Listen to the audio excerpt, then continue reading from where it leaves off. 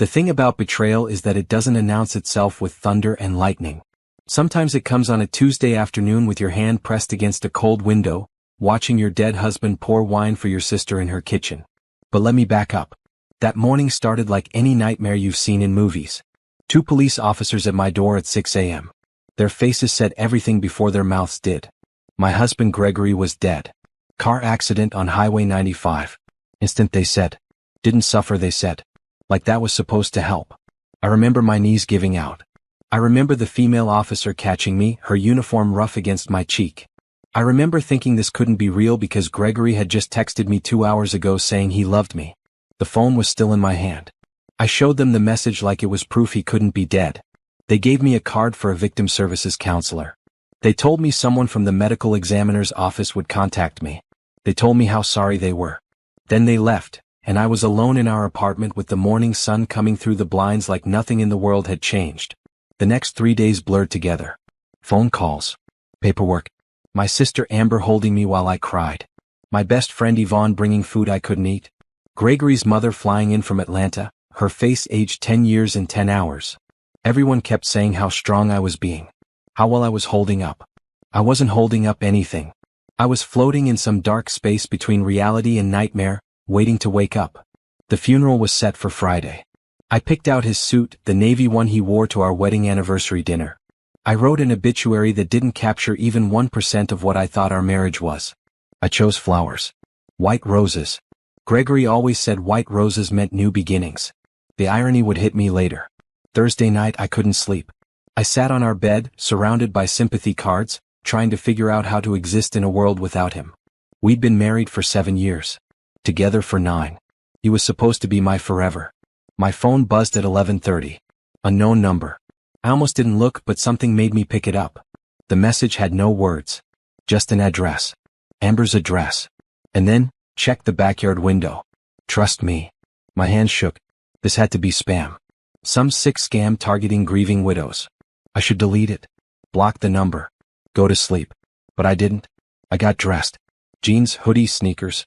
I felt crazy doing it. What was I doing? My husband's funeral was in 12 hours and I was driving across town because of an anonymous text message. Except my gut was screaming at me. That same gut feeling I'd been ignoring for months. Those late nights Gregory said he was working. The new cologne. The way he'd started showering as soon as he got home. The credit card bill with charges at restaurants I'd never been to. I'd pushed it all down. Told myself I was paranoid. Told myself he loved me. Told myself I was lucky to have him. Amber's house was dark when I pulled up. Her car was in the driveway. And next to it, another car. A dark sedan that made my heart stop because I knew that car. I knew that license plate. It was Gregory's car.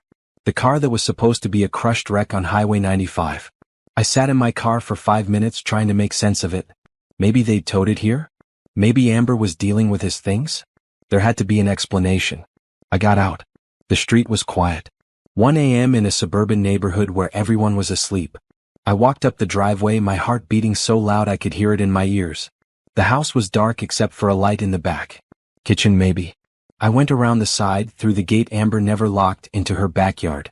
I could hear voices. Laughing. The kitchen window had the blinds half open. I crouched behind her rose bushes, the thorns catching my hoodie, and I looked inside. Gregory stood by the counter. Alive. Not a scratch on him. He wore jeans and a t-shirt I'd bought him for his birthday. He was pouring wine into 2 glasses, smiling at something Amber said. My sister sat at the kitchen table, her feet tucked under her, wearing one of those silk robes she loved. She looked happy. Relaxed. They looked like a couple having a normal evening at home. I watched my dead husband hand my sister a glass of wine. I watched her stand up and wrap her arms around his waist. I watched him kiss the top of her head, casual and familiar, like they'd done this 1,000 times. My legs gave out. I sat hard on the ground, dirt and dead leaves under me, one hand clamped over my mouth to keep from making a sound. This wasn't real. This couldn't be real. But it was. It absolutely was. Gregory took out his phone. Even from outside I could see his face change. Serious now. He showed Amber something on the screen. She read it, then burst out laughing. The sound carried through the window, clear and bright. The insurance company confirmed? Amber said. They're really going to pay out? My blood turned to ice. 500,000, Gregory said. His voice. God, his voice. I'd been crying over his voice for 3 days, thinking I'd never hear it again. Plus the joint accounts. Plus the house when we sell it. We just have to wait a few more months before I can resurface. Let the investigation close. Then we're free. Amber clinked her glass against his. To being free. And to stupid Natalie, who never suspected a thing. They both drank. They both smiled. And I realized I'd been living in a completely different reality than the one that actually existed. I pulled out my phone with shaking hands. I opened the video camera. And I recorded everything I could, crouched in my sister's backyard, while my dead husband and my only sister celebrated destroying my life. When I had enough, I backed away slowly, got to my car, drove home on autopilot, my mind completely blank. I walked into our apartment. Gregory's clothes were still in the hamper. His coffee cup was still in the sink from Tuesday morning. The sympathy cards were still all over the bed. I sat down at the kitchen table as the sun started to rise. Friday morning. His funeral was at 2 p.m. I wasn't going to the funeral. I had something much more important to do. I didn't sleep.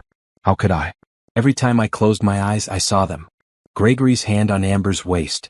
Her laughing at me being stupid. His smile when he talked about the insurance money. $500,000.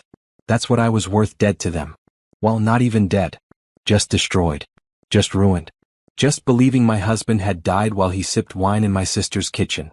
The video sat on my phone like evidence of a crime. I watched it 6 times before dawn, making sure it was real. Making sure I hadn't hallucinated the whole thing from grief and stress. Nope. Crystal clear. High definition betrayal. At 7 a.m. my phone started ringing. Gregory's mother. The funeral home. The church. My boss calling to see if I needed anything. I ignored them all. I needed to think. The smart play was to go straight to the police. Show them the video. Get Gregory arrested. Watch this whole scam fall apart. But something stopped me. Maybe it was rage. Maybe it was the need to understand the full scope of what they'd done. Maybe I wanted them to suffer more than just getting arrested. I made coffee. Extra strong. My hands were steady now. The shock was wearing off and something else was sliding into place. Something cold and clear. I pulled up my laptop and started searching. Private investigators in the city. I found one with good reviews and a website that didn't look shady. Jerome Patterson, former police detective. I called the number. He answered on the 3rd ring. Patterson Investigations. I need to hire you, I said. Today. Right now. There must have been something in my voice because he didn't ask questions. I can meet you in an hour. Coffee shop on 5th and Main. I'll be there. I changed clothes. Black dress for the funeral I wasn't attending. Pearls Gregory bought me for Christmas. I looked at myself in the mirror and barely recognized the woman staring back. 24 hours ago, I was planning my husband's funeral. Now I was planning something else entirely. Jerome Patterson was a big man, early 50s, with gray at his temples and eyes that looked like they'd seen everything. We sat in the back corner of a mostly empty coffee shop. He ordered black coffee. I ordered something sweet I wouldn't drink. Tell me what's going on, he said. So I did. All of it. The police at my door. The funeral planning. The mysterious text. Finding Gregory alive. The video on my phone. I showed him the recording. He watched it twice, his face giving nothing away. Do you know who sent you that text? He asked. No idea. Someone who knew what was happening and wanted you to know. He sat back. Could be a friend. Could be someone with a conscience. Could be someone who wants to see them go down. Doesn't matter right now. What matters is what you want to do. I want to know everything, I said. I want to know how long this has been going on. I want to know who else is involved. I want every piece of evidence we can get. And then I want them destroyed. Jerome smiled. It wasn't a nice smile. I can work with that. But you need to understand something. If we do this right, you can't react. You can't confront them. You have to play the grieving widow perfectly until we're ready to move. Can you do that? I thought about Amber holding me while I cried. About Gregory's mother calling me her daughter. About everyone at that funeral service this afternoon who would believe he was really gone. Yes, I said. I can do that. Good. I'll need access to your bank accounts, credit cards, phone records. Anything Gregory had access to. I'll need to know his habits, his friends, his work situation. Give me a week and I'll give you answers. We worked out the details.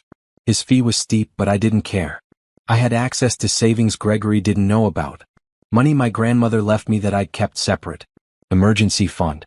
Turns out this qualified as an emergency. By 9 a.m. Jerome was on the case. By 10 a.m. I was back home, getting ready for a funeral I had no intention of attending. Yvonne called. "Honey, I'm outside. Let me drive you to the church." "I can't do it," I said, letting my voice break. "Not hard." Everything felt broken. "I can't see him in that casket, Yvonne. I can't." "Oh, sweetie." She sounded close to tears herself. "No one would blame you. This is too much. Do you want me to come up? Sit with you?" "No. I just need to be alone. Please, tell everyone I'm sorry." She promised she would. She promised to check on me later. She told me she loved me. I wondered if Amber would even notice I wasn't there. Or if she'd be too busy texting Gregory about how everything was going according to plan. I spent the afternoon going through every piece of paper in our apartment. Bank statements. Credit card bills. Insurance policies. Gregory was good, I'd give him that. Everything looked normal on the surface. But when you knew what to look for, cracks started showing. A withdrawal of $5,000 3 months ago. Gregory said it was for a work trip. There was no work trip on his calendar. Charges at a hotel downtown. He said it was for his friend's bachelor party. I never met that friend. A new life insurance policy he'd taken out 6 months ago, right before his company offered voluntary increases. $500,000 like he'd said. With me as the beneficiary. I'd signed the papers without thinking twice because why wouldn't I trust my husband? That's what they'd counted on. Trust. Well, the fact that I'd never suspect the two people I was closest to would team up to destroy me. My phone buzzed. Text from Amber. "I'm so sorry you couldn't make it to the funeral. It was beautiful. Gregory would have loved it. Come over tomorrow? I don't want you to be alone." I stared at those words until they stopped making sense. Then I typed back, "Thank you. Tomorrow sounds good. I love you." Her response was instant. A heart emoji. I put the phone down before I threw it across the room. By evening, Jerome called. I pulled Gregory's phone records. "You need to see this." He sent me a file. Dozens of calls between Gregory and Amber. Not just in the last week. Not just in the last month. Going back 2 years. Hundreds of calls. Thousands of texts. 2 years. They'd been planning this, or at least involved with each other, for 2 years. I'd been living a complete lie for 2 years. "There's more," Jerome said. "I found the medical examiner who signed Gregory's death certificate. Guy named Russell Hobbs. Turns out he's got some gambling debts. 10 grand at an illegal casino downtown. Debt was paid off 4 days ago. Cash. Gregory paid him," I said. "That's my guess. I'm working on getting proof. Also looking into the accident report. Something's not right about it. Photos look staged. Timing is convenient. I'll have more for you in a few days." After he hung up, I sat in the dark apartment and felt something shift inside me. The grief was still there. Not for Gregory dying because he wasn't dead, but for the Gregory the first thought I knew. That man was dead. He'd never existed in the first place. What was left was just anger. Pure, cold, clarifying anger. And anger, I was learning, was so much more useful than grief. I moved through the next week like an actress in a play I didn't audition for. Grieving widow in the apartment. Accepting casseroles from neighbors who looked at me with pity. Thanking people for sympathy cards. Crying at appropriate moments. At night, I met with Jerome and learned exactly how deep this betrayal went. "The accident was definitely staged," Jerome said, spreading photos across the table of the coffee shop that had become our regular meeting spot. "See this? The car they used was already damaged. Bought it from a salvage yard 3 weeks ago. Registered under a fake name. They drove it to that spot on Highway 95, called it in as an accident, and Gregory disappeared before first responders arrived." "But the body," I said.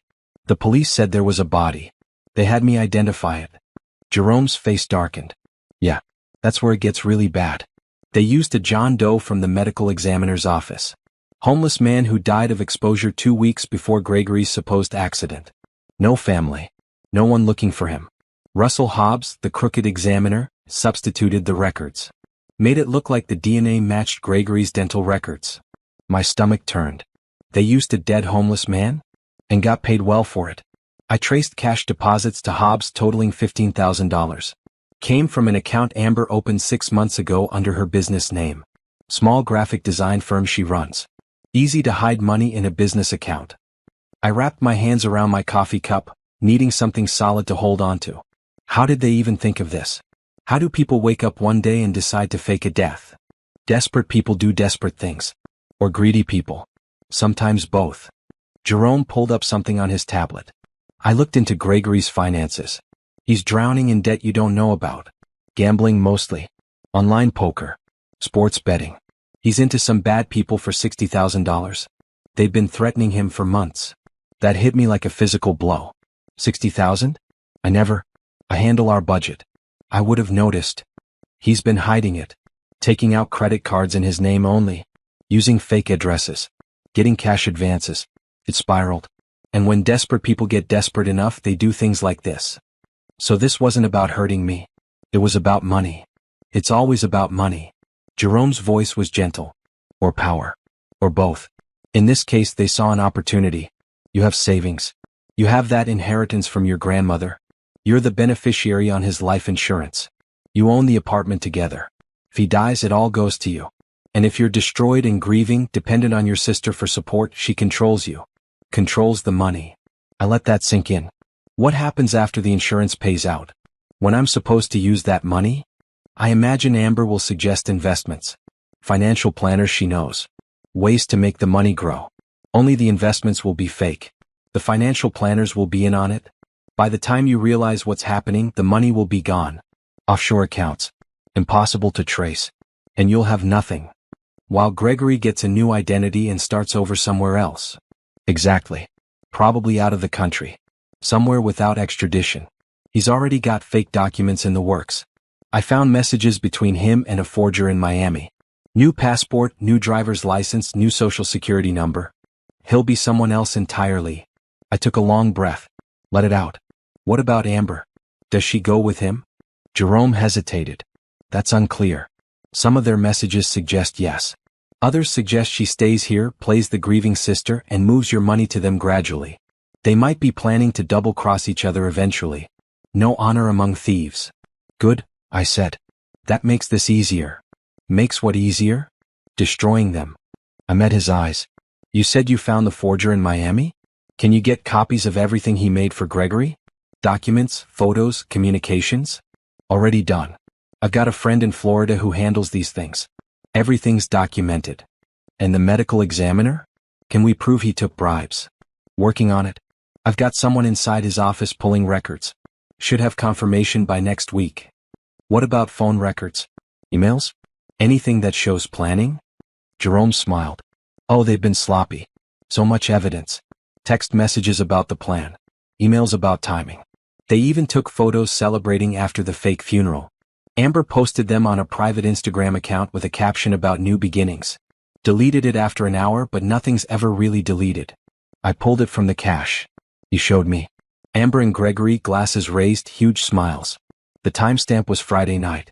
Hours after people stood in a church mourning him. I looked at that photo for a long time. Memorizing it. Burning it into my brain.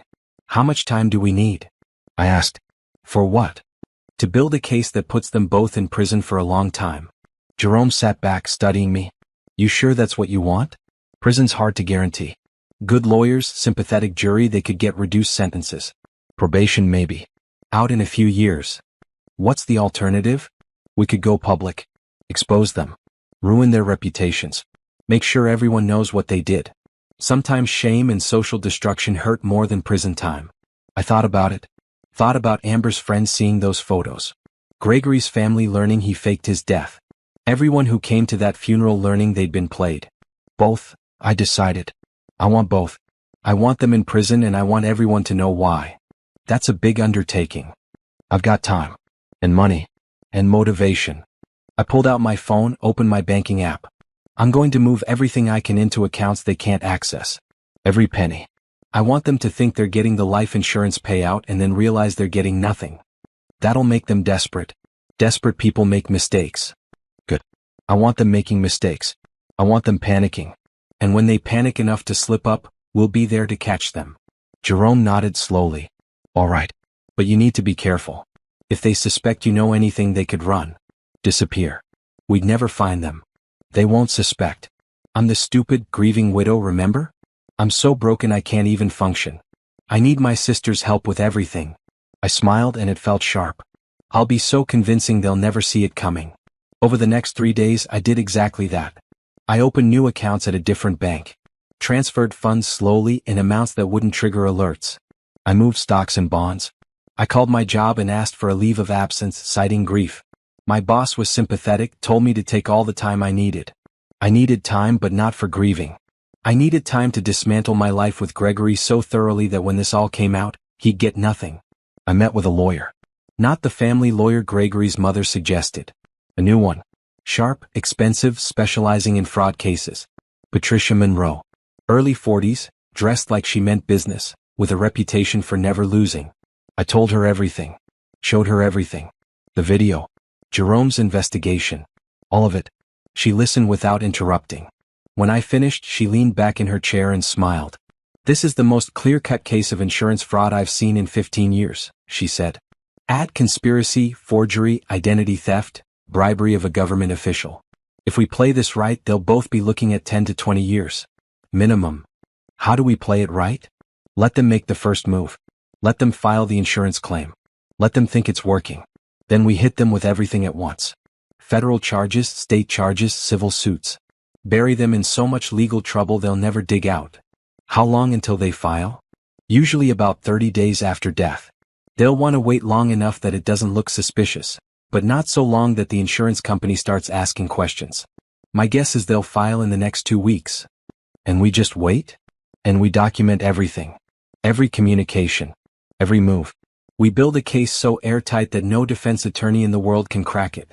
She pulled out a contract. I'll need a retainer. $20,000. This is going to be complicated.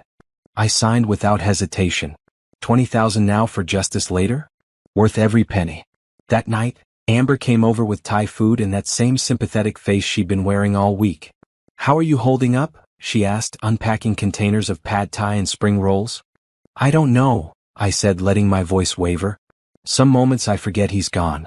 I'll think of something I want to tell him and reach for my phone. Then I remember and it hits me all over again. Amber hugged me. Her perfume was different. Something expensive and new. Probably bought with money she'd skimmed from somewhere. It's going to get easier, she said. I promise. Time helps. Time helps. Like she knew. Like she wasn't counting down the days until the insurance paid out. We ate dinner. She told me about her work, some big client she'd landed. Kept checking her phone and smiling at messages. Probably Gregory, texting her from wherever he was hiding. You should come stay with me for a while, she said. This apartment has too many memories. It's not healthy being here alone. Maybe, I said. I just feel close to him here. Like if I leave, I'll lose the last pieces of him. Her face did something complicated. Almost looked guilty. Almost looked human. Well, whenever you're ready, she said. My door's always open. After she left, I found the listening device Jerome had given me stuck under my coffee table. Tiny thing, barely visible. Amber had planted it while I was in the bathroom. They were monitoring me, making sure I was staying broken and clueless. Perfect. Let them listen. Let them hear exactly what I wanted them to hear. I picked up my phone and called Yvonne. Put it on speaker. Loud enough for the device to catch every word.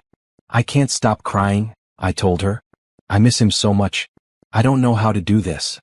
Yvonne's voice was gentle and sad. She didn't know she was part of the performance. One day at a time, honey. That's all you can do. The insurance company called today, I said. About the payout. I couldn't even deal with it. I just told them to process everything. I can't think about money right now. I heard Yvonne say something comforting. I made myself cry, real tears, because the emotions were all still there, just redirected. Not grief for Gregory. Rage at what they'd done. Sounded the same. After I hung up, I sat in silence, imagining Amber and Gregory listening to that recording, congratulating themselves, thinking they'd won. They had no idea the trap was already closing around them. Time moved in a strange way after that. Days felt like weeks. Every interaction with Amber was a performance. Every phone call with Gregory's family was an act. I was living two lives. Broken widow on the surface. Strategic destroyer underneath. Jerome worked around the clock. Every morning I woke up to new reports. Bank transactions. GPS data from Amber's phone showing she drove to a storage unit across town every 3 days. Photos of Gregory very much alive, leaving that storage unit with bags of supplies. He's staying there, Jerome said during one of our meetings. Unit 17. Been rented for 4 months under a fake business name. Same account Amber used to pay off the medical examiner. Can we get inside? Not legally. But I've got eyes on it. Cameras across the street. We'll know every time he comes and goes. Patricia, my lawyer, was building the case file. It was already 3 inches thick. Documentation of every lie, every forged signature, every dollar they'd stolen or planned to steal. The insurance company is processing the claim, she told me on a Thursday afternoon. They should issue payment in about a week. Once that money hits your account, we make our move. Why wait for the money? Because attempting to collect fraudulent insurance is a federal crime. Right now, we can prove conspiracy and fraud. Once they actually take that money, we can prove completed insurance fraud. The charges stack up. The sentences get longer. I like the sound of longer sentences. Yvonne started getting suspicious around day 10. Not of Gregory and Amber. Of me. You seem different, she said when she came over with groceries I didn't need. I don't know. More focused. I made sure to look exhausted, which wasn't hard. I wasn't sleeping much. The grief comes and goes. Sometimes I feel okay. Then I feel guilty for feeling okay. She bought it. Hugged me. Told me that was normal. What wasn't normal was the text message I got that night from the same unknown number that had sent me to Amber's house. They're getting impatient. Watch them closely. I stared at that message for a long time. Someone out there was helping me. Someone knew what Gregory and Amber were doing and wanted me to know. I asked Jerome to trace it. He came back frustrated. Burner phone. Paid for with cash. Used for exactly 2 messages, both to you. Then turned off. Whoever it is, they know how to stay hidden. Someone who wants to see them caught but doesn't want to be involved, I said. Maybe someone Gregory owes money to? Someone who knows about the gambling debts. Maybe. Or maybe someone with a personal grudge. Either way, they're right. Amber and Gregory are getting restless. I've picked up conversations where they talk about moving up the timeline. They don't want to wait the full 60 days before Gregory resurfaces. What's the rush? The people he owes money to are getting aggressive. Threatening him. Even in hiding, they found him. He needs to pay them off and get out of the country fast. This was it. The pressure point. The place where desperate people made fatal mistakes. Let them rush, I said. Let them panic. The more mistakes they make, the easier our job gets. But I had to be careful. Had to make sure they still saw me as the easy mark. The broken widow who wasn't paying attention. I called Amber the next day. I need your help with something. The insurance company needs me to sign papers. I can't read them. The words just blur. Can you come over and help me? She was at my door in 20 minutes. Eager. Ready to help her stupid sister sign away her future. I let her read through the papers. Let her explain what they meant in simple terms, like I was a child who couldn't understand. Let her pat my hand and tell me it was all going to be okay. Once this money comes through, we'll invest it somewhere safe, she said. I know a financial advisor. Really good. He'll make sure you're taken care of. I bet he would. Taken care of right into an offshore account I'd never see again. Thank you, I said, signing the papers with a shaking hand. I don't know what I'd do without you. She hugged me. That's what sisters are for. After she left, I allowed myself 5 minutes to shake with rage. 5 minutes to imagine all the ways I wanted to make her suffer. Then I pulled myself together and called Patricia. Papers are signed. How long until the money transfers? 3 to 5 business days. I've already alerted the FBI. They'll be ready to move the moment we give the word. FBI. Federal charges. This was real now. This was happening. I spent the next 3 days in a strange state of calm. Like standing in the eye of a hurricane. Chaos on all sides, but in the center, perfect stillness. I cleaned the apartment. Packed up Gregory's things in boxes labeled for donation. Each shirt, each pair of shoes, each stupid knick-knack he'd collected. Every item a reminder of a life that had been a complete lie. His mother called. Have you thought about what you'll do with the apartment? It might be too hard to stay there. I'm thinking about it, I said. No decisions yet. I'd already decided. I was keeping the apartment. Gregory's name was on the deed, but legally, dead men don't own property. It would transfer to me entirely. One more thing he'd lose. The insurance money hit my account on a Tuesday morning. $500,000. I watched the number appear on my banking app and felt nothing. It was just digits. It meant nothing except evidence. I called Patricia. It's done. The money's here. Perfect. Don't touch it. Don't move it. Let it sit there. We need to give them time to make their next move. I didn't have to wait long. Amber called that afternoon. The money came through. Oh honey, I'm so happy for you. I mean, I know it doesn't bring Gregory back, but at least you'll be financially stable. I don't want it, I said, forcing tears. I'd give every penny back to have him here. I know, sweetie. I know. But he'd want you taken care of. Listen, I'm coming over. We need to talk about next steps. Financial planning. Making this money work for you. She arrived with her financial advisor. A man named Tom Preston. Slick suit. Fake smile. Handshake like a dead fish. He spread papers across my coffee table. Investment opportunities. Trust funds. Complicated words designed to confuse. If you put the full amount into this diversified portfolio, he said, we're looking at significant returns. 12 to 15% annually. It was all lies. Jerome had already looked into Tom Preston. Not a real financial advisor. Fake credentials. Partner in Amber and Gregory's scheme. The money would go into an account he controlled. Then disappear. It sounds good, I said slowly.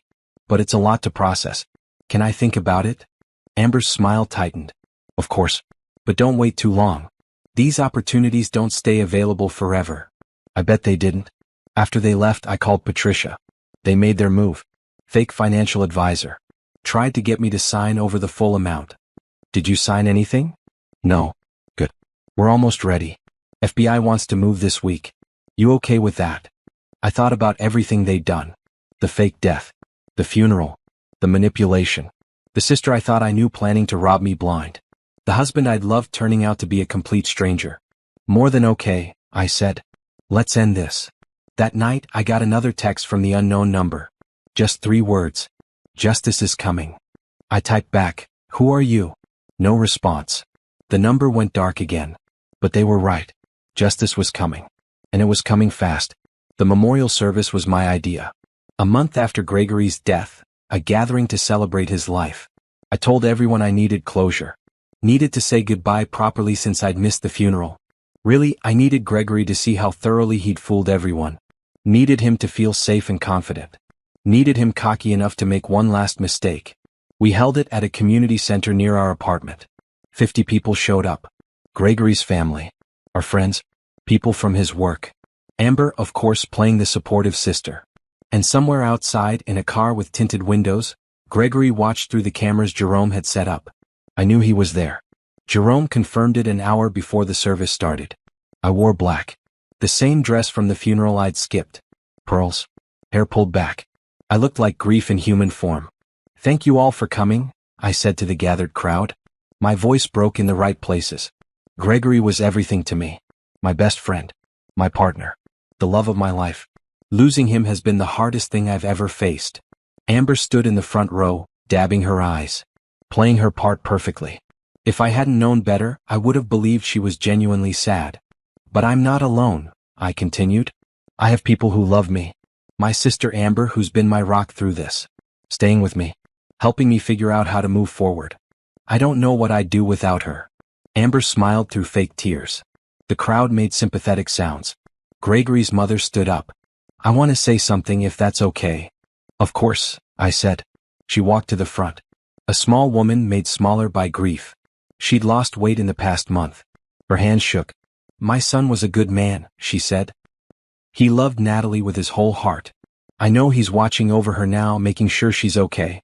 Gregory, if you can hear me, I love you. I miss you. And I promise I'll take care of your wife. She's my daughter now. I had to look away. This woman was genuinely destroyed. Her pain was real.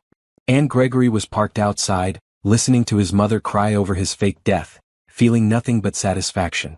That's when I knew I was doing the right thing. Not just for me. For everyone else he'd hurt. After the service, people mingled. Ate the catered food. Shared stories about Gregory.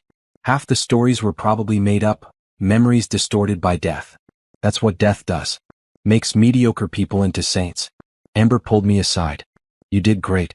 I know how hard that was. I just need this chapter to close, I said. I need to move on. Speaking of moving on, have you thought more about those investments?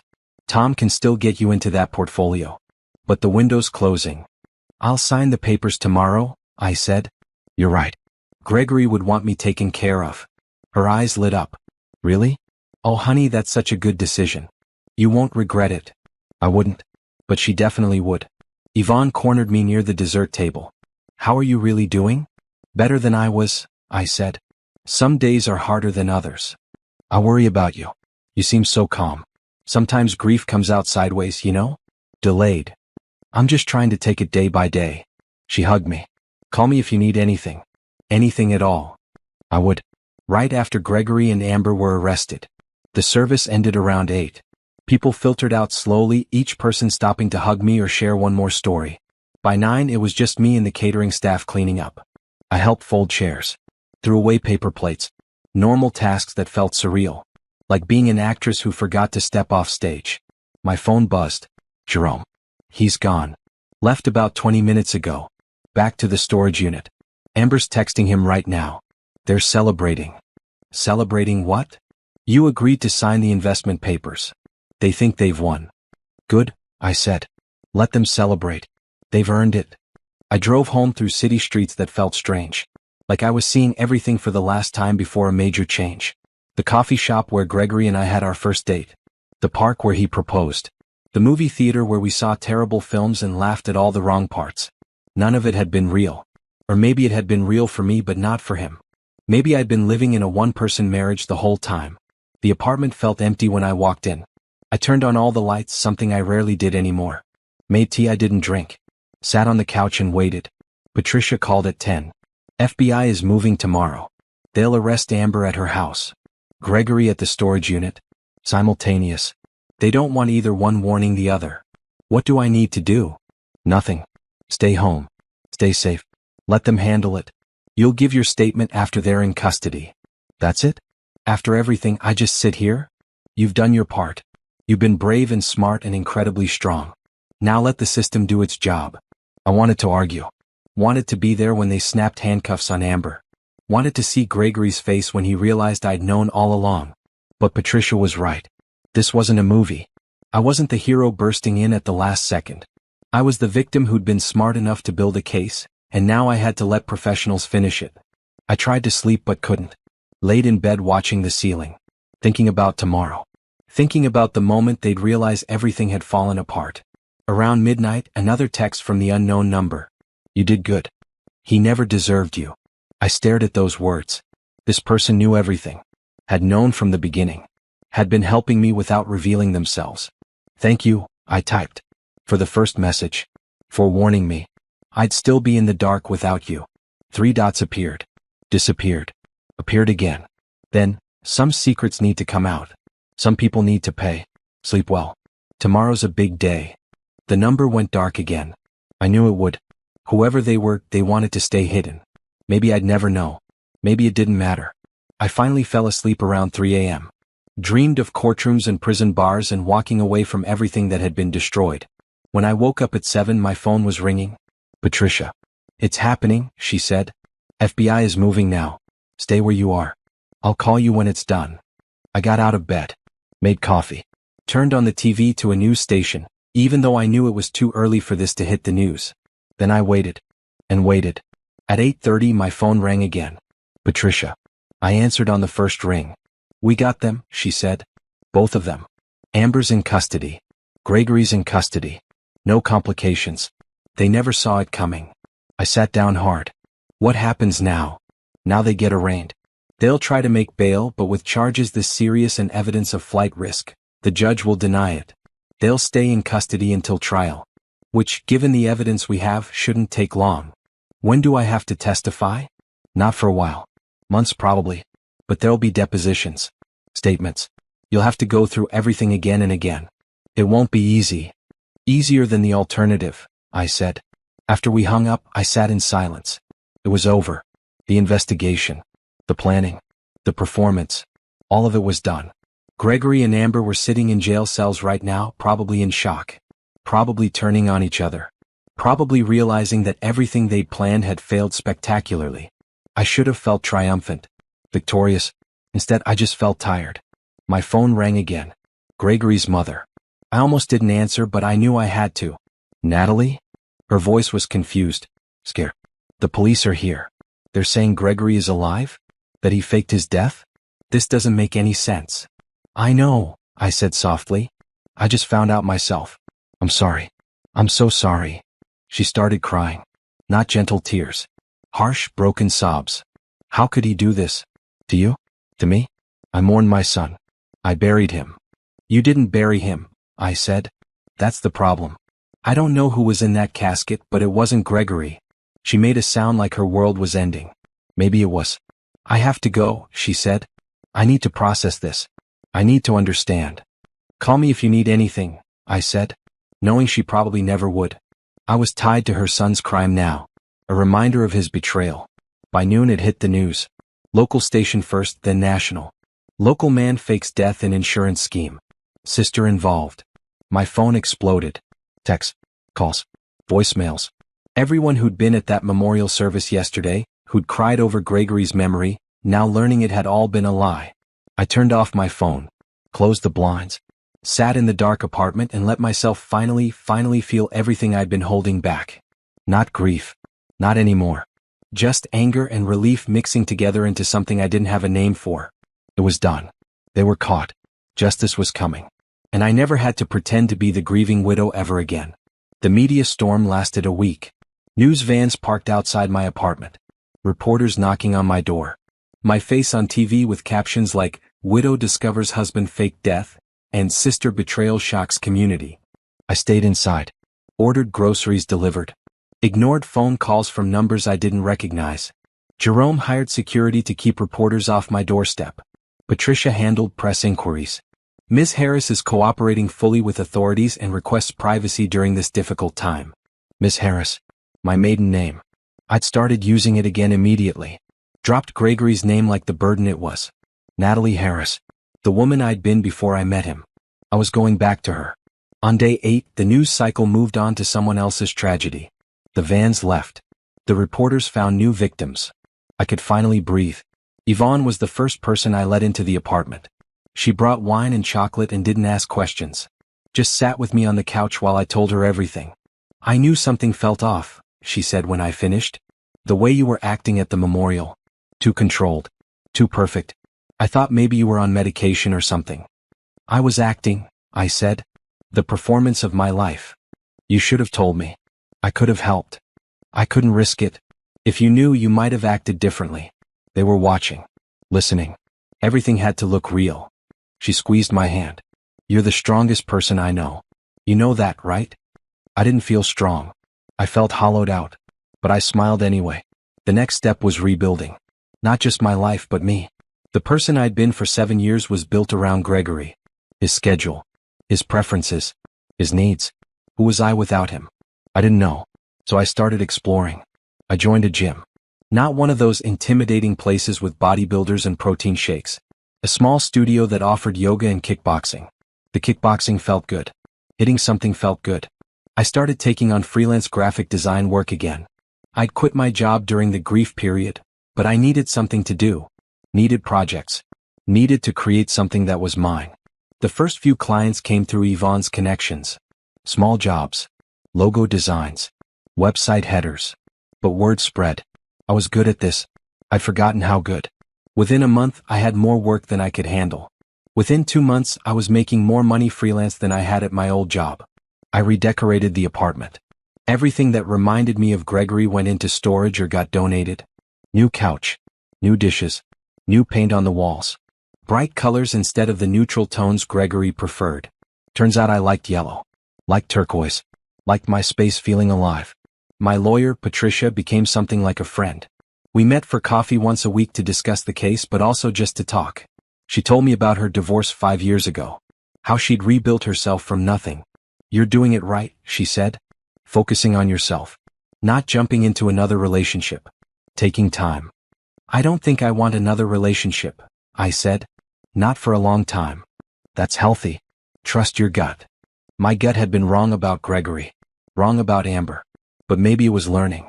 3 months after the arrests, I ran into someone at a coffee shop. Literally ran into him. I was walking backwards while on my phone, and collided with someone carrying 2 large coffees. I'm so sorry, I said, watching coffee splash on the floor. No problem, he said. I've got terrible spatial awareness anyway. He was smiling. Kind eyes. Late 30s maybe. Wearing work clothes. Paint-splattered jeans. Construction boots. We cleaned up the mess together. The barista knew him, made fresh coffees immediately. He insisted on buying mine too, even though the collision was my fault. I'm Derek, he said, handing me a cup. I'd shake your hand but mine are covered in coffee. Natalie, I said. And same. We ended up sitting together. He was a contractor renovating a building down the street. I told him I did graphic design. Kept it simple. Didn't mention dead husbands or jail. You should give me your card, he said. I might need a logo for my business. Been putting it off forever. I gave him my card. Didn't think much of it. Just a professional connection. But he called 2 days later. Asked about logo designs. We met at the same coffee shop to discuss ideas. Then met again to review drafts. Then again to finalize everything. I feel like I should just pay you a retainer to hang out with me at coffee shops, he said after the third meeting. This has been the easiest business decision I've ever made. Happy to help, I said. Can I ask you something personal? I tensed. Sure. Are you single? There it was. The question I'd been avoiding thinking about. It's complicated, I said. I was married. He died. Except he didn't actually die. He faked it. Long story. Currently in prison. So technically I'm married but also not really married? I need to file for divorce but haven't gotten around to it. Derek stared at me. That's the most interesting thing anyone's ever said to me in a coffee shop. Yeah. My life's been a disaster lately. Sounds like it. I'm sorry. Don't be. I'm better off. He nodded slowly. Okay. Different question then. When you're ready, whenever that is, would you want to get dinner? Not coffee. Actual food. No business talk. Just two people eating and talking.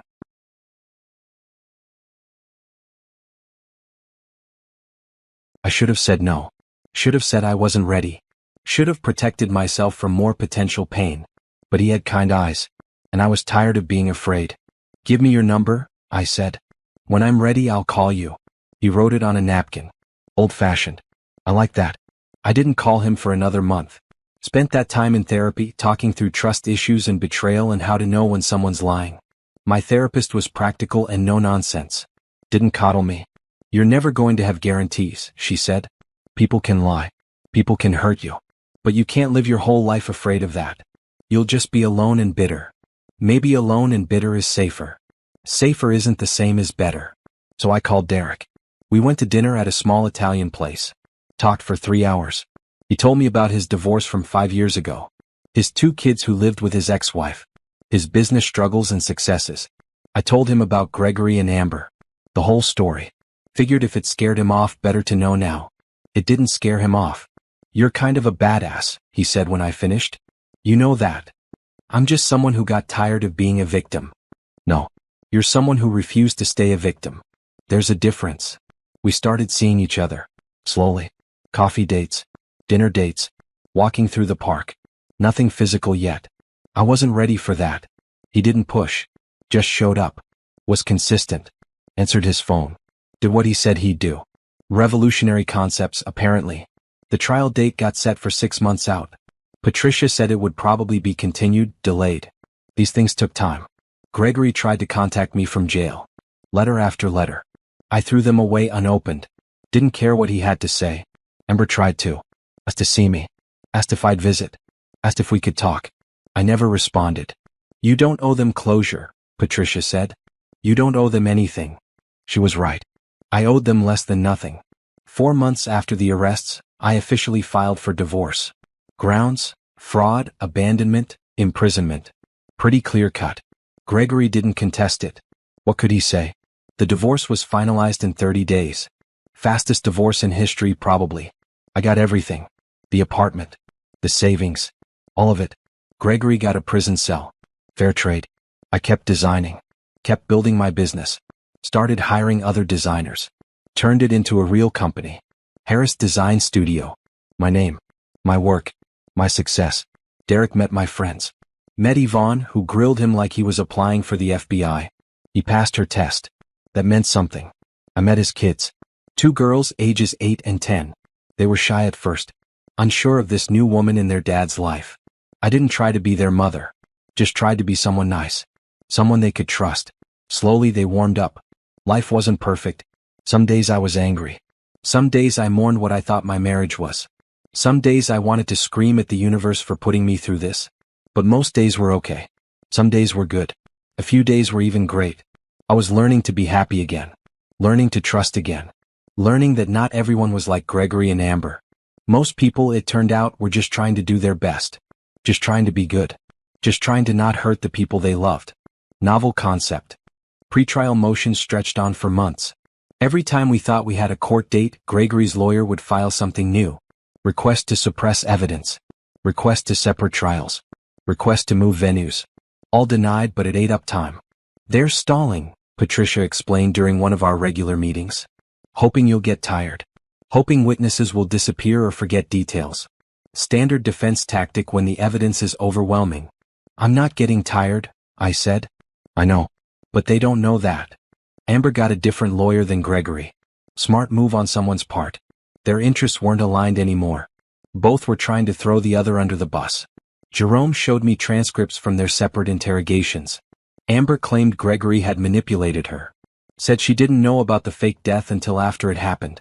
Said she was scared of him, feared for her safety if she didn't go along. All lies, proven by the text messages and emails we had. Gregory claimed Amber planned everything. Said she was the mastermind. Said he was the victim of her scheming. Also lies. "Let them turn on each other," Patricia said. "Makes our job easier." I focused on my life. My business grew. I hired 3 more designers and rented small office space. Brought Yvonne on board to handle client relations. She was perfect at it. Charming. Organized. No nonsense. Derek and I fell into an easy rhythm. Dinner twice a week. Movies on weekends. His kids stayed over every other week. I taught them basic graphic design. They taught me about whatever kids were into these days. Some game with blocks and mining. I didn't understand it, but I tried. "You're good with them," Derek said one night after the girls had gone to bed. "They're good kids. They like you. That means a lot." I wasn't trying to replace their mother. Wasn't trying to be anything except present and kind. Turns out that was enough. Gregory's mother stopped calling. Stopped trying to maintain contact. I understood. How do you reconcile loving your son with knowing what he did? Some puzzles don't have solutions. Yvonne and I took a trip to Miami for a design conference. 3 days of workshops and networking. First vacation I'd taken in over a year. We sat on the beach one evening watching the sunset, drinking something fruity with too much rum. "You seem happy," Yvonne said. "Really happy. Not fake happy." "I am," I realized. "That's weird, right? After everything?" "Not weird. Human. You survived something terrible and came out stronger. That's what strong people do." "I don't feel strong." "You never do when you're the one being strong. That's how it works." The trial date finally got locked in. No more delays. 8 months after the arrest, we were going to court. Patricia prepped me for testimony. We practiced for hours. She played the defense attorney, asking horrible questions designed to shake me. "Isn't it true you wanted your husband dead?" "No." "Isn't it true you were having an affair?" "No." "Isn't it true you're doing this for revenge, not justice?" "No. I'm doing this because they committed crimes. Multiple crimes. And they need to face consequences." Over and over until my answers were automatic. Until nothing could rattle me. Jerome testified at pretrial hearings. Presented all his evidence. The recordings. The photos. The financial records. The defense tried to poke holes, but there were no holes to poke. Everything was airtight.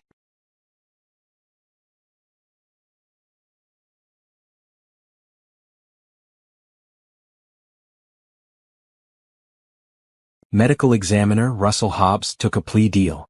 Testified against Gregory and Amber in exchange for reduced charges. He'd served 2 years for accepting bribes and falsifying documents. Could have been 10. Tom Preston, the fake financial advisor, also took a deal. 3 years. He gave up everything. Bank accounts, offshore holdings, the whole scheme. Everyone was flipping. Nobody wanted to go down with the ship. A week before trial, Derek asked if I wanted him there in the courtroom. "You don't have to," I said. "It's going to be ugly. All the details coming out.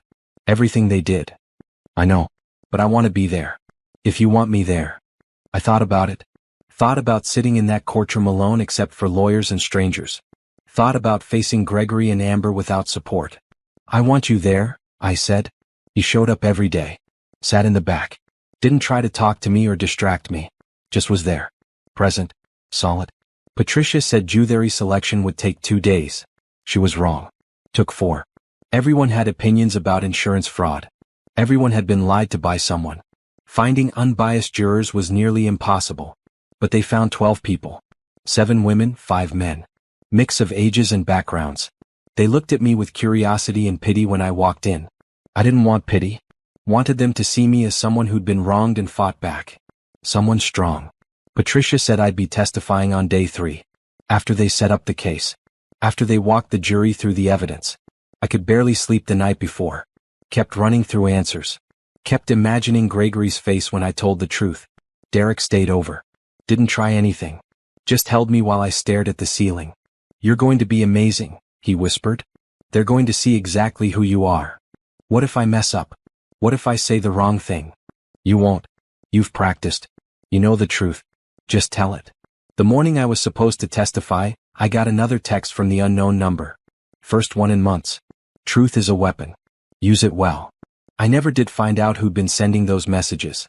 Didn't matter anymore. They'd been right from the beginning. Truth was a weapon. And I was about to use it. The courtroom was smaller than I expected. You see these grand spaces in movies, but real courtrooms are just rooms. Fluorescent lights. Uncomfortable chairs. American flag in the corner. Nothing dramatic. But what was happening inside it? That was dramatic enough. Patricia stood up when the judge called my name. The prosecution calls Natalie Harris. I walked to the witness stand on legs that felt disconnected from my body. Placed my hand on the Bible. Swore to tell the truth, the whole truth, nothing but the truth. Like I'd tell anything else at this point.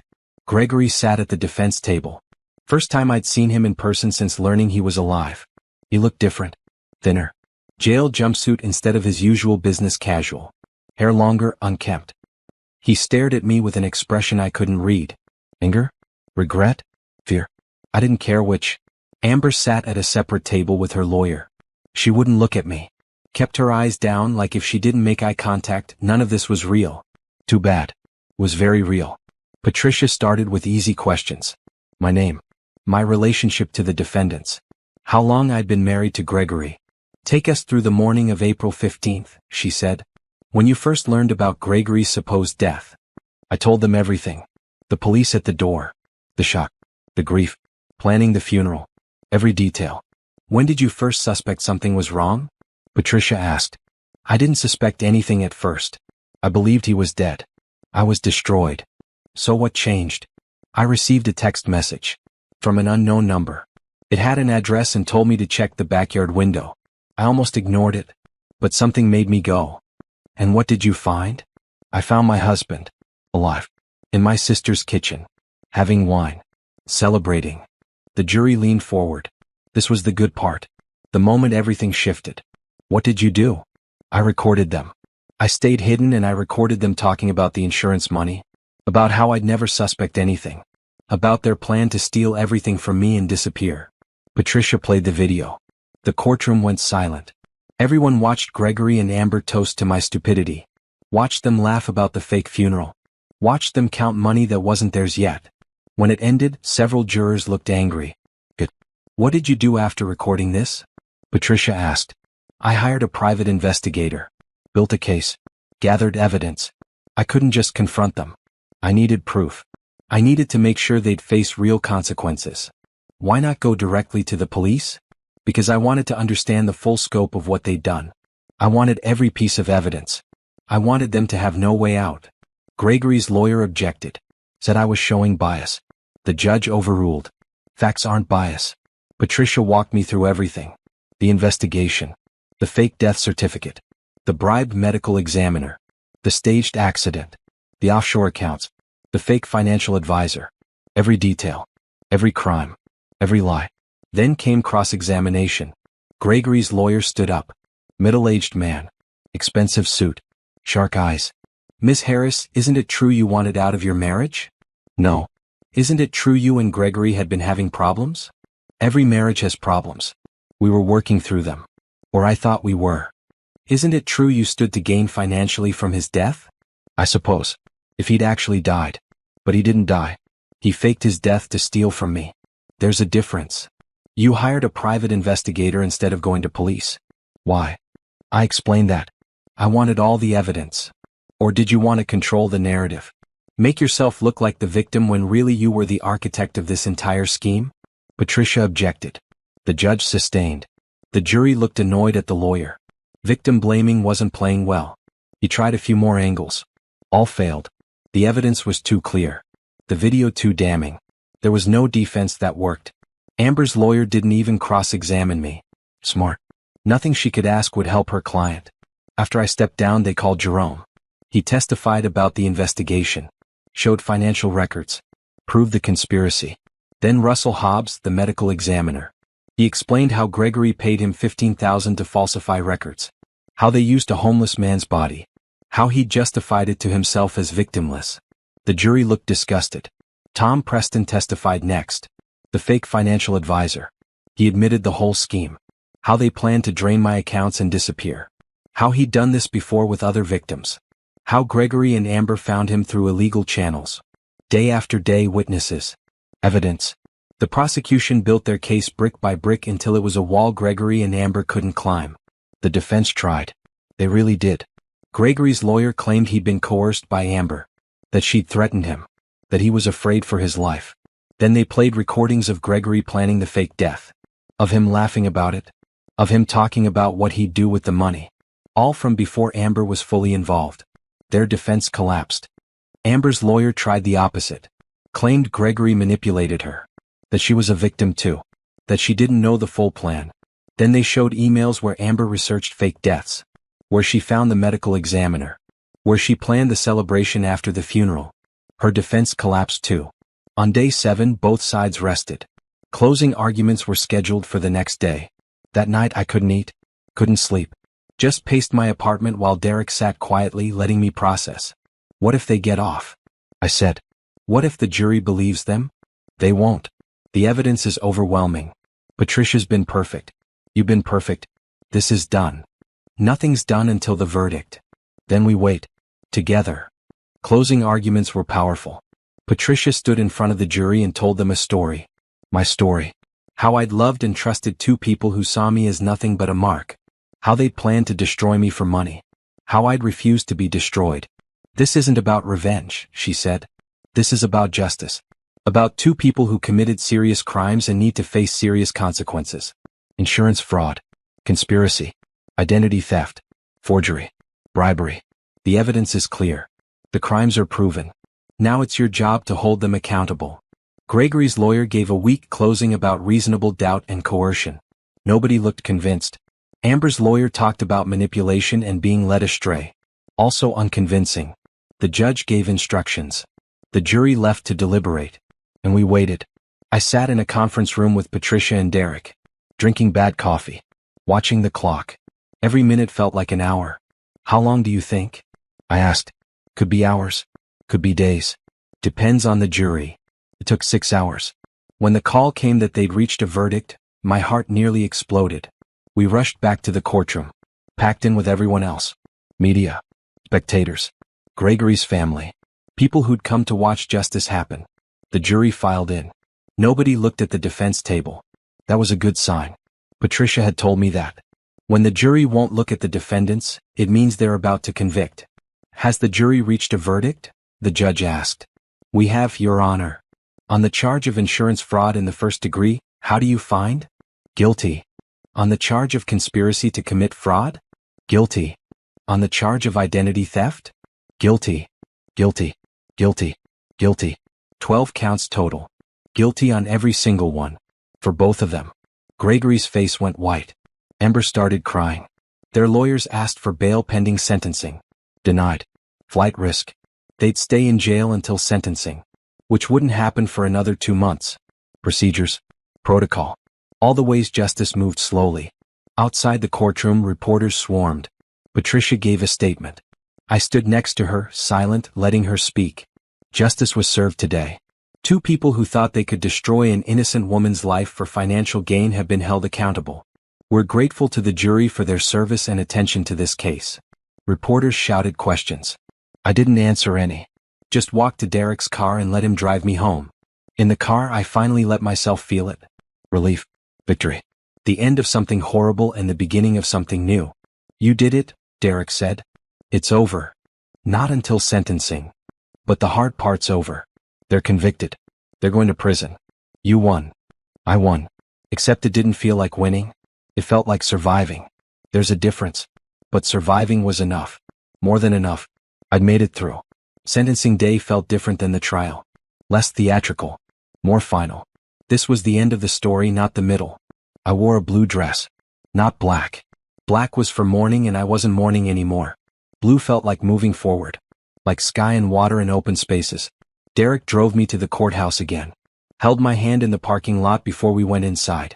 You have to give a victim impact statement, right? He asked. I can. Patricia says I don't have to. But I want to.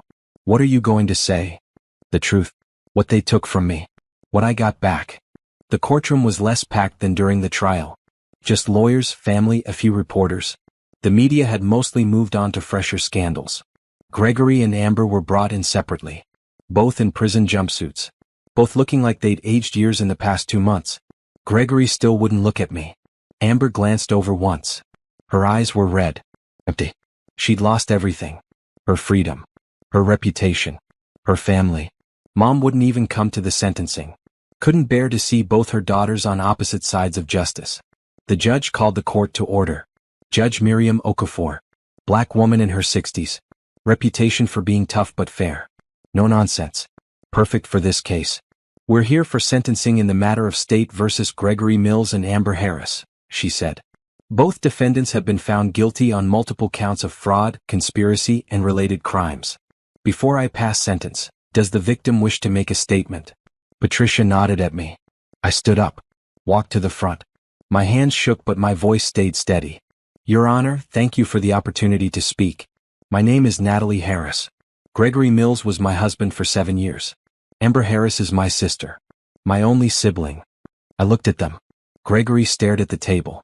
Amber watched me with tears streaming down her face. These two people didn't just commit fraud. They didn't just steal money. They stole my sense of reality. My ability to trust. My belief that the people closest to me actually cared about me. Deep breath. Keep going. Gregory made me believe he was dead. I grieved for him. Genuine, painful grief. I planned his funeral. I comforted his mother. I cried myself to sleep thinking about all the years we'd never have together. And he was alive the whole time. In my sister's house. Laughing about how stupid I was. My voice cracked but I didn't stop. Amber held me while I cried. She told me everything would be okay. She helped me plan the memorial service. And the entire time she was planning to rob me blind. To take everything my grandmother left me. Everything I'd worked for. She looked me in the eye and lied. Over and over. With a smile. The courtroom was silent. They thought I was weak. Thought I'd never figure it out. Thought even if I did, I'd be too destroyed to fight back. They were wrong. I turned to face them directly. I'm not weak. I'm not destroyed. I survived you. I built a life without you. A better life. I'm successful. I'm happy. I'm surrounded by people who actually love me. While you both sit in prison, I'll be out there living. That's my justice. I turned back to the judge. Your Honor, I ask that you sentence them to the maximum allowed by law. Not for revenge. For accountability. So they understand that actions have consequences. And so other people who might think about doing something like this know the cost. I sat down. Patricia squeezed my shoulder. Derek gave me a small smile from the back row. Gregory's lawyer asked for leniency. Talked about Gregory's difficult childhood. His gambling addiction. His mental health struggles. All the reasons he deserved mercy. Judge Okafor listened without expression. Amber's lawyer did the same. Talked about Amber being led astray. Being manipulated. Being younger and less experienced. All excuses. The judge wasn't buying any of it. I've reviewed the evidence extensively, she said. I've read the pre-sentencing reports. I've considered the impact on the victim and the severity of the crimes. These were not crimes of passion or desperation. These were calculated, premeditated crimes designed to destroy another person's life for financial gain. She looked at Gregory. Gregory Mills, you faked your own death. You used a deceased homeless man's body. You bribed a government official. You committed insurance fraud. You conspired to steal from your wife. You showed no remorse until you were caught. For your crimes, I sentence you to 15 years in federal prison, followed by 5 years of supervised probation. You will pay full restitution to the insurance company and to Ms. Harris. You will have no contact with the victim for the rest of your life. 15 years. Gregory's face went even whiter. His lawyer started to object but the judge held up a hand. I'm not finished. She turned to Amber. Amber Harris, you betrayed your own sister. You helped plan and execute this fraud. You attempted to steal her inheritance. You showed no remorse. You deserve no leniency. I sentence you to 12 years in federal prison, followed by 5 years of supervised probation. Same restitution. Same no-contact order. 12 years. Amber broke down. Full sobbing. Her lawyer put an arm around her but she shook it off. This court is adjourned, the judge said. Guards came to take them away. Back to prison. Where they'd stay for over a decade. Where they'd have plenty of time to think about what they'd done. Gregory finally looked at me as they let him out. I couldn't read his expression. Didn't care to try.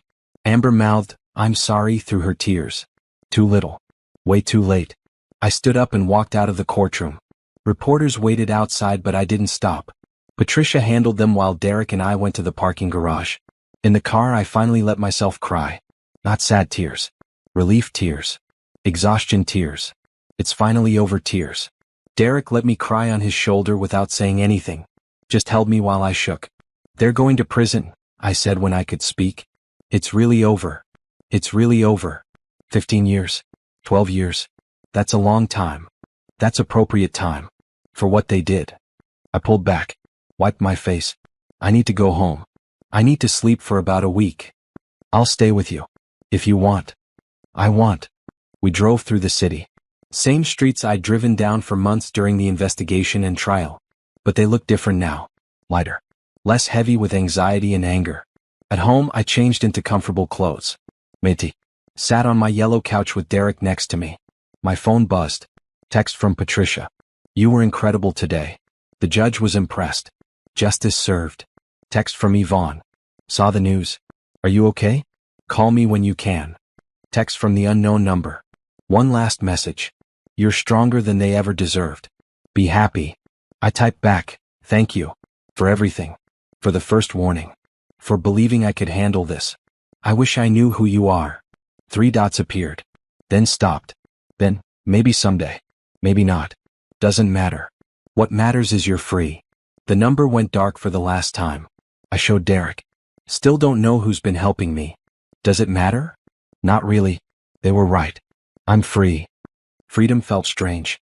For months I'd been focused on the case. On justice. On making sure Gregory and Amber paid for what they did. Now that it was done, I had to figure out what came next. What came next was life. Real life. The kind where you make plans and build things and trust people and take risks. The kind where betrayal is possible but so is love. Scary. Exciting. Both at once. "What do you want to do now?" Derek asked. "Right now? Sleep. Tomorrow? Start living."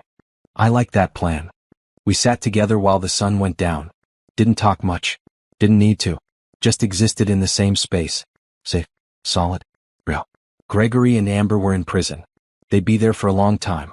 When they got out, I'd be a different person. Stronger. Happier. Living a life they couldn't touch. That was my revenge. Not their suffering. My thriving. And I was going to thrive. 6 months after sentencing, I stood in my new office looking at the city through floor-to-ceiling windows. Harris Design Studio had grown beyond anything I'd imagined. 10 employees now. Major clients. Projects across 3 states. My name on the door. My company. My success. Built from the ashes of destruction. Built from the ruins of lies. Built by me. Yvonne walked in with coffee and a grin. "Your 2 o'clock is here." The hotel chain wanting a full rebrand. Potential 6-figure contract. "Give me 5 minutes." She left. I took those 5 minutes to breathe.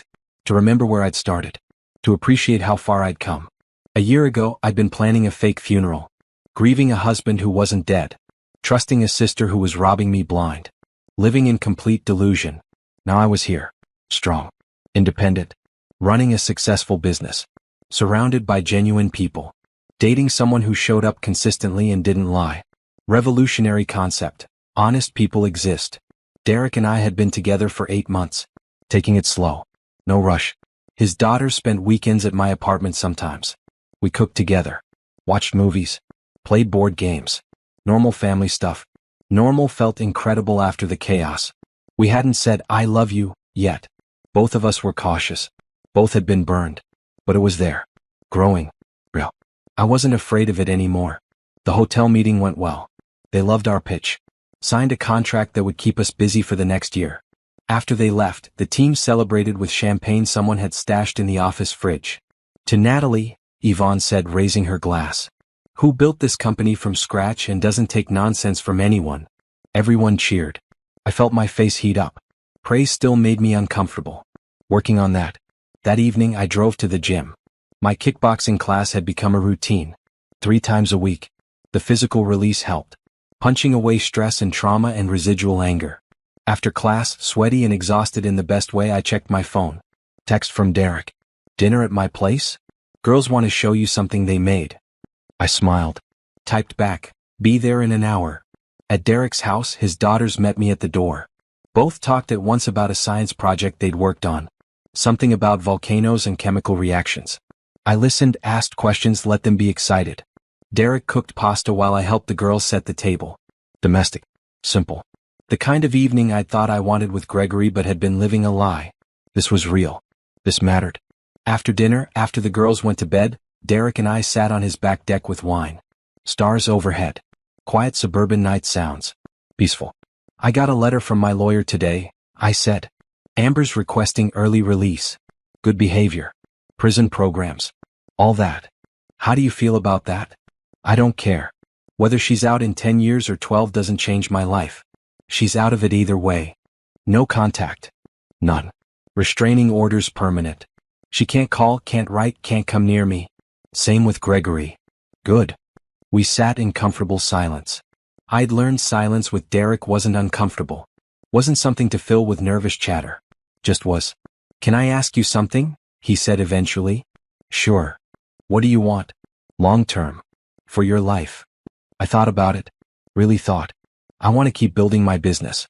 I want to create beautiful things. I want to be surrounded by honest people. I want to be happy. Not fake happy. Real happy. The kind that comes from inside, not from outside validation. That's good. That's healthy. What do you want? Similar things. I want my business to grow. I want my kids to be okay. I want someone in my life who gets me and doesn't play games. He looked at me. I want you in my life. If you want to be in mine. My heart did something complicated. Fear and hope mixing together. I do, I said. Want to be in your life. I'm just scared. Of trusting. Of getting hurt again. I know. I'm scared too. But I think we have something worth risking scared for. He was right. We did. Okay, I said. Let's risk it. He kissed me. Soft. Sweet. No pressure. Just present. I kissed him back. Life kept moving forward. Projects finished. New clients hired us. The business grew. I hired a business manager to handle operations so I could focus on design work. The thing I actually loved. I bought a house. Small. 2 bedrooms. Backyard with a garden I had no idea how to maintain. But it was mine. Not an apartment I'd shared with Gregory. Mine. Derek helped me move in. His daughters picked out paint colors for the guest room. Yellow and turquoise. Bright and happy. Like my new life. I visited Mom for the first time in months. She'd been caught in the middle of everything. Her daughters on opposite sides. She looked older. Tired. But she hugged me tight. I'm sorry, she said. For what Amber did. For not seeing it. For everything. It's not your fault. She was my daughter. I should have known. She fooled everyone. That was the point. We had lunch. Talked about safe things. My business. Her garden. The weather. Avoided talking about Amber. Maybe someday we could. Not yet. That night, Derek came over to the new house. We ordered pizza. Sat on the floor because I hadn't bought living room furniture yet. Laughed about me being a successful businesswoman who didn't own a couch. I love you, he said. Casual. Like he'd said it 100 times. I froze. First time he'd said it. You don't have to say it back, he added quickly. I just wanted you to know. I love you too, I said. And meant it. Really meant it.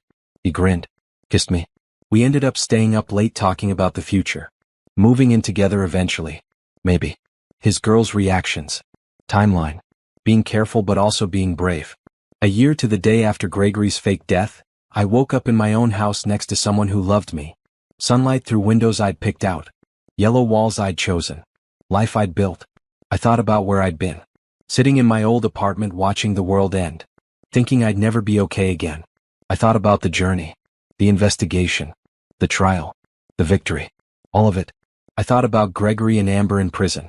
paying for their crimes, learning consequences, living with what they'd done. And I felt nothing. Not anger. Not satisfaction. Not anything.